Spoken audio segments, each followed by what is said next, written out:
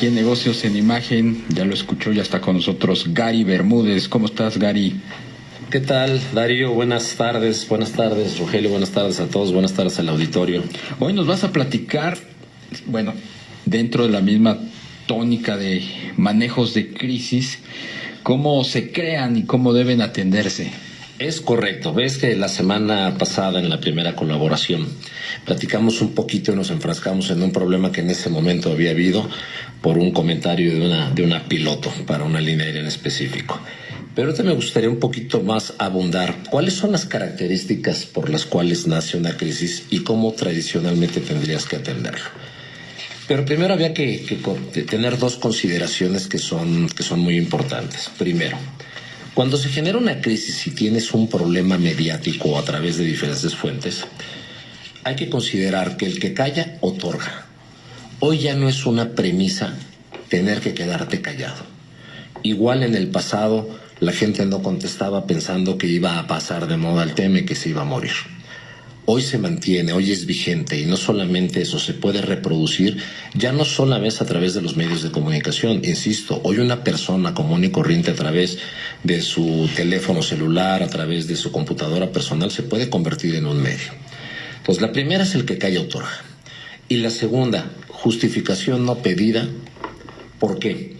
Hay muchas empresas o hay muchos personajes que en su afán de defenderse expresan más de lo que deberían expresar, y eso suena a justificación, y la justificación es, entre otras cosas, culpabilidad.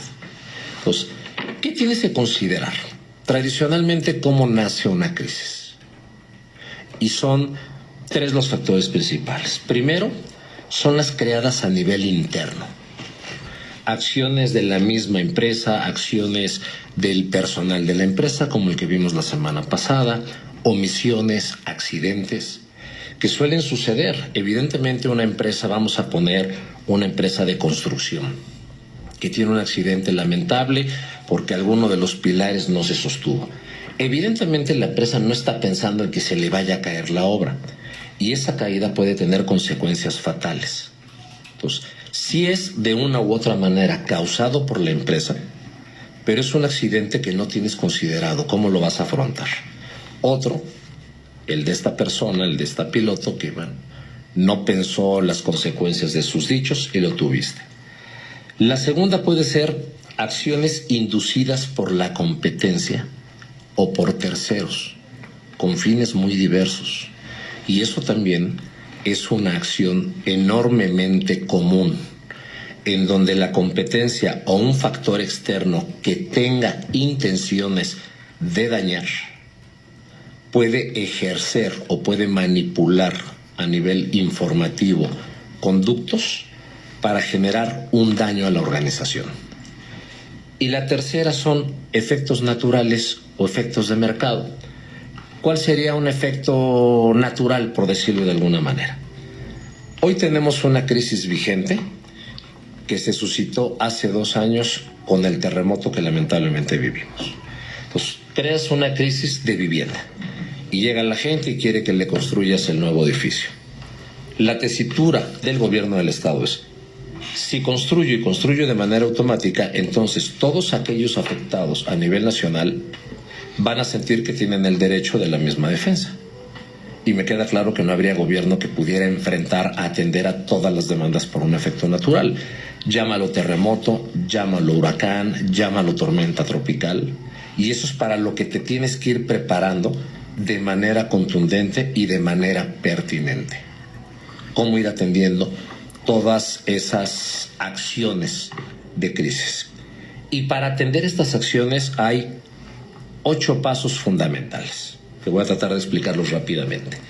Primero es determinar el perfil de la nota. ¿Fue un sembrado o fue informativo?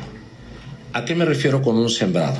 Yo hablaba en el punto número 2 de que a lo mejor la competencia o un ente tercero tiene interés en afectar al grupo o a la persona y genera esa información.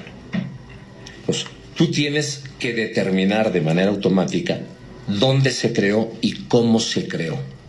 Es fundamental en el manejo de un proceso de crisis tener bien fundamentado de dónde viene para poderte anticipar. El 2, analizar el conducto y o perfil que está emitiendo esa información o que está atacando. Aquí es bien importante señalar que cuando decimos medio, no nos referimos solamente a medios de comunicación. Hay medios de comunicación que pueden ser quienes acusan, quienes imputan en determinado movimiento.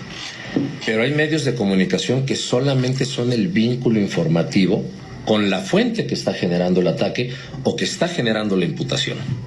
Y yo como medio cumplo con el objetivo. De ahí paso a la tercera línea, que es inducir la fuente de la noticia. Eso, Darío, es fundamental. Inducir la fuente. Inducir la fuente. ¿De dónde viene el ataque?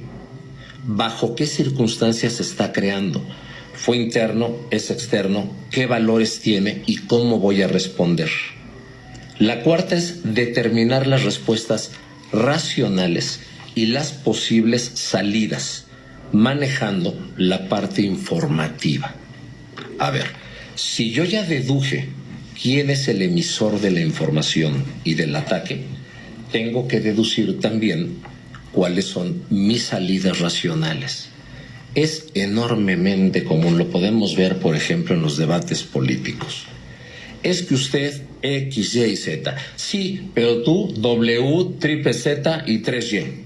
¿Sabías? Si no estamos hablando de quién es el menos peor, estamos hablando de que lo que estás diciendo no tiene ningún tipo de sustento. ¿Bajo qué sustento vas a generar? Y aquí no se trata de decir, pues tú tienes menos credibilidad que la mía, entonces no eres este objeto de acusación.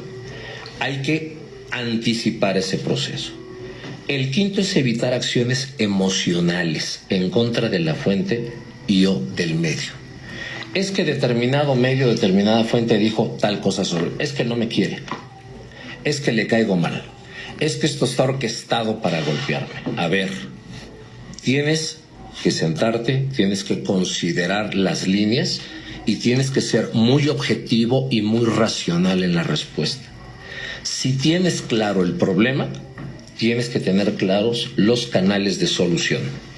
Sexta, determinar el perfil de la respuesta, evidentemente. Si me dijo rojo, contesto rojo. Si me dijo azul, contesto azul. Es muy común que te dicen rojo y tú dices amarillo, naranja, medio coloradito.